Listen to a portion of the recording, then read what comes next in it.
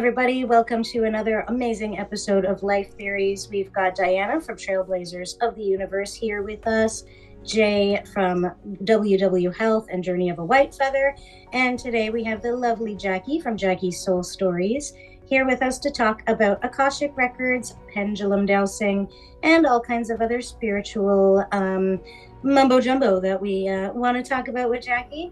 So I had a really amazing session with Jackie where she read my Akashic records and went into a little bit about what color aura I have, or a little bit about what star system my soul family is from.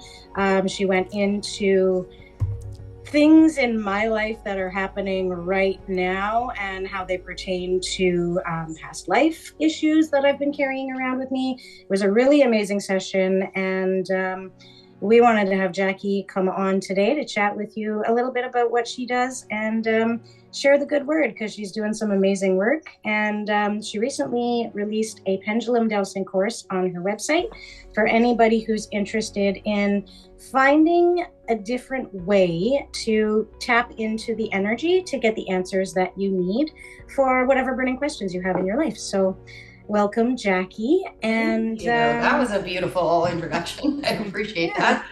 Yeah, no problem. So why don't you tell us a little bit, for people that don't know, about what it means to you to be an Akashic Records reader? Thank and you. What Akashic records are. So the Akashic records, for anybody who doesn't know, is a vibrational, energetic record of, so energy is emotion and energy, and every choice we make leaves an energetic imprint in the vibrational spectrum. So this is at a higher dimensional level. So what I do is pick up on that energy that has been left behind and then process it and provide it to you in a way that's easy for you to understand, so you can start to make choices that can kind of reshape and learn to shape your experience here within this third dimensional reality. So that's kind of the overview of it. So what was exciting about it for me, it was really important to give people their power back to start to make those type of changes that they want to see for themselves, and give them the power to do that for themselves. So, yeah, that's awesome. Kind of the gist. Sweet.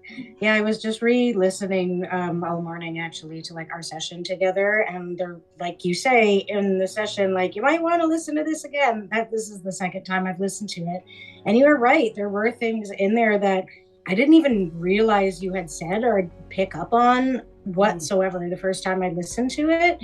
And while we were going over it together, there was things that I'm like, wow, I'm really glad that we had Jackie on, because I don't know if I even would have thought to go back to it.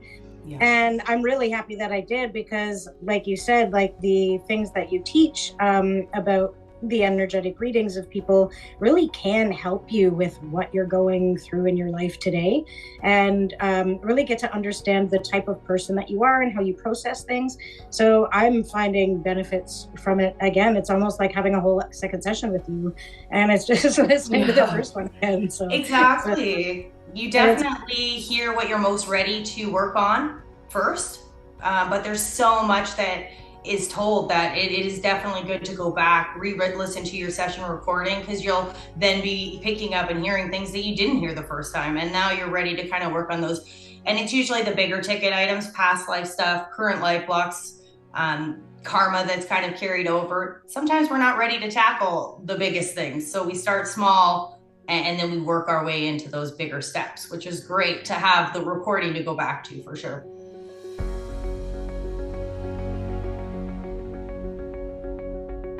That's an amazing thing. That's an amazing thing, to have the safety to be you. You know what I mean? And drop your guard, because there's a lot of shonks around, if you get where I'm going, but not just shonks. People who, let's be honest, you just don't trust them on some level, and some people don't have. It's like a dog that's hurt or an animal that's hurt. You always go into that.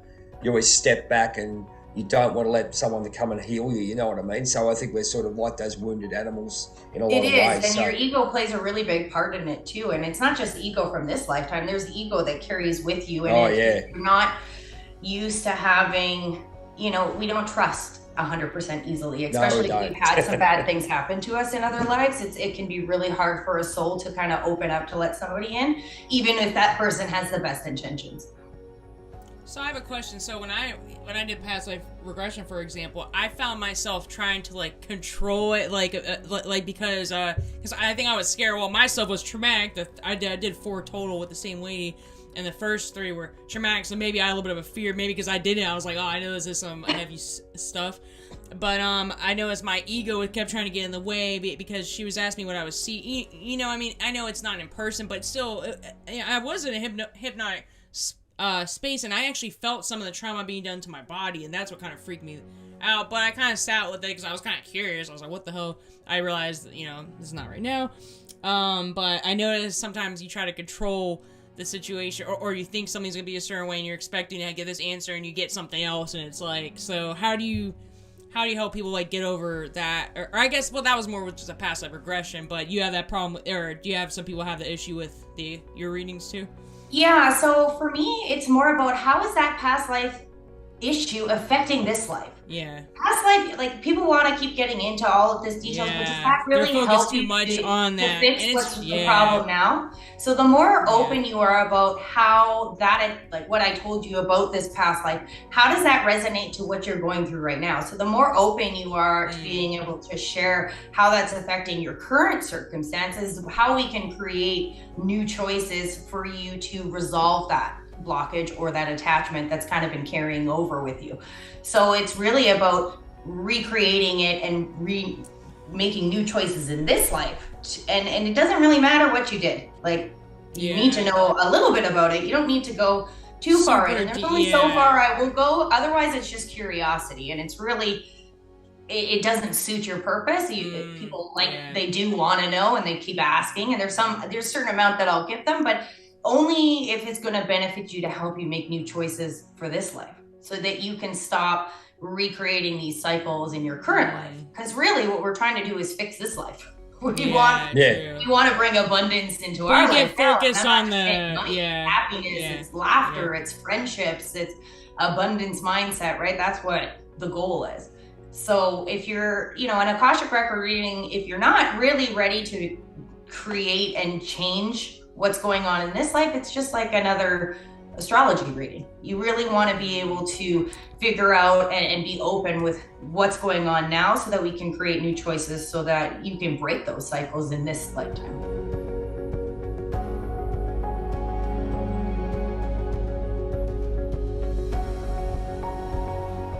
So go ahead. Sorry, keep going.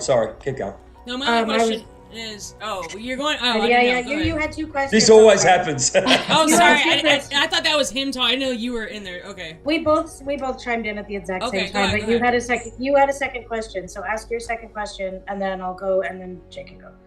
Yeah. Oh no, I just about your actual reading. So like, is it more like you're just giving like exactly a reading, or am I asking questions I want to know about and you're giving a reading on that, or is it a mix, or it depends? Well, so I have a blueprint of what I'll give you. So we start with your energy center, your soul origination, your vibration rate, your manifestation level, your spirit guides, your souls and spheres of protection. And then we get into your past life, current life, and end with your aura. And I kind of schedule it or do it that way, so that I end with being in somebody's energy of their aura instead of the energy of their life, current life or past life, because those are pretty dense energies. They're pretty tough on me. And I was tired when I would leave my energy or my sessions with that. It would be like, now I have to go and do this whole energetic clearing of myself to get out of it, when I could leave in the aura, and auras are just beautiful. Like, who doesn't want to be in the colors of the rainbow? So that left me in a very positive space in the end, because like I said, these aren't positive attachments that are coming up. They're all something that needs to be worked on, and they can be, there's so many things that it could range from, but negative attachments it's a tough one, depending on the person and how dense their energy is, and how long that they've been continuing that cycle.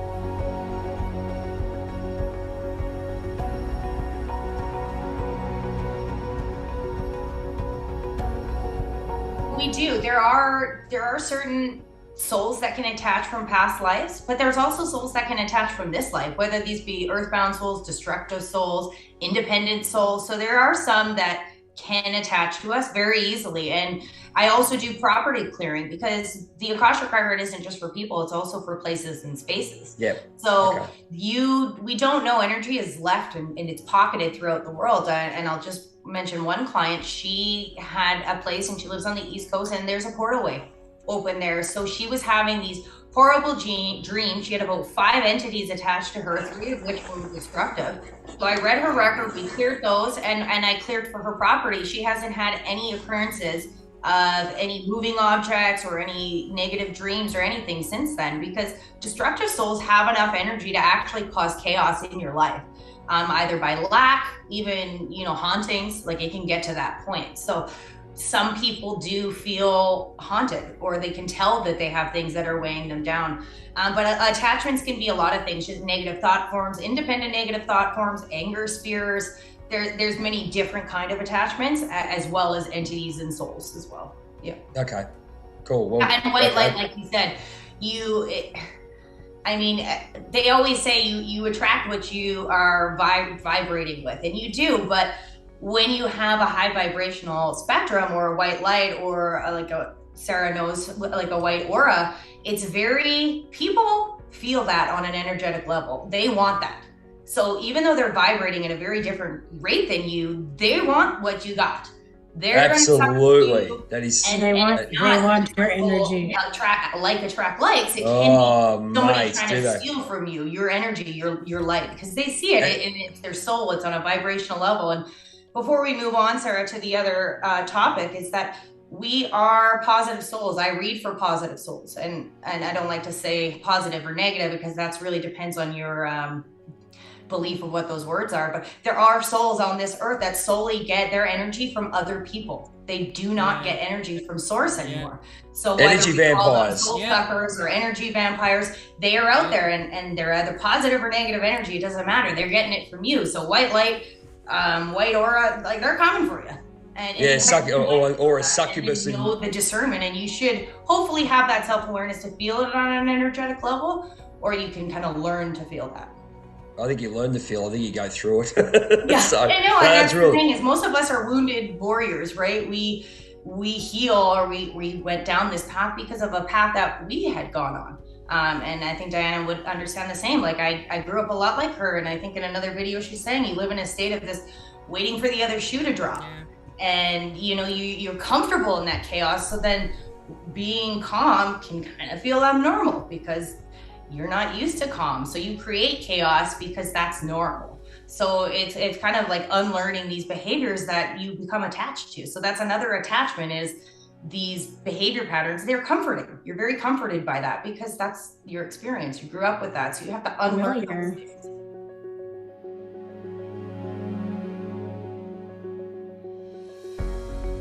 We come down to a balance type thing, like you get, the key word for me there is awareness. You come down into the balance, and I think especially these days, with the I call it the veil coming off and this energy shift, it's really hard to not to say goodbye to certain parts.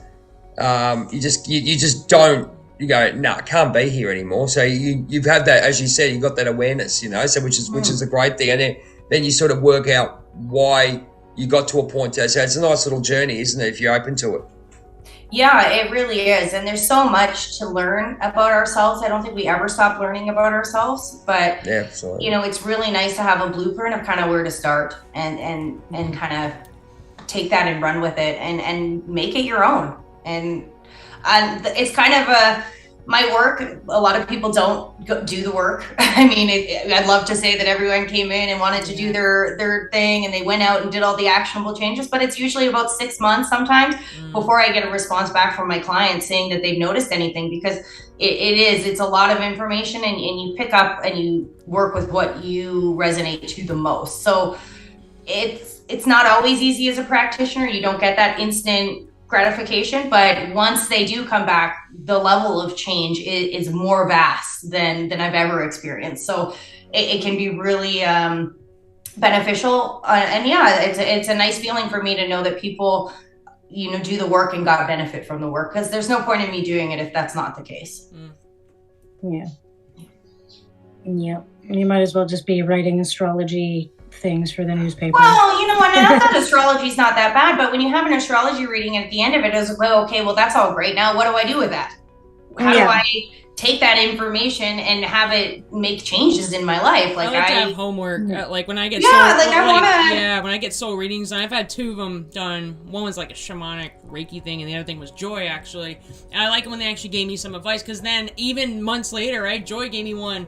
That was a year ago. Now I found the paper. I was looking back, and I was like, oh, I did work on some of these things. And then, like Sarah said, you read it again, and now it hits different. Like it has a different meaning to it, and there's like a different. Or you can do it all over again and see different things. Yeah, or there's a new level to it Yes. that you didn't see, but that's good. That means you're progressing and you're raising your consciousness. Exactly. Like I had my nodes read, and which was great. It kind of tells you, where your south node is, where your north node is, and you kind of need to move from this node to that node. And I get that. I can relate to that, and I can make changes to that. But just learning about being a Pisces, like, it's all great information. It's good to know. It's nice to have that foresight about it. But how do I make real changes in my life because of that? So with this course, I started out 2 years ago reading my own record. I was living, paying $1,500 a month in rent, getting divorced from my husband, suffering from addiction. And within a year and a half, I live mortgage free in $1 million house, and my husband and my relationship has been stronger than ever. Is it perfect? No, I'm still working on things, but these are all, I know for a fact, these are all things that were changed because of my connection and my work within my record. And it really just got me out of my own way, my self-sabotaging ways. And those were my problems. And I'm still working. It's a work in progress always. But once I could kind of label it and understand it and put that into action, things really started to open up for me. Like, in my real job, having a promotion, I got a bonus, I got 2 bonuses. It was like, all these things started coming in. It wasn't because I changed anything except my belief in myself and what I valued about myself. And there you go. Really just progressed into my real life. So I had to be the first client, and I had to make sure it worked before I can try to help anybody else.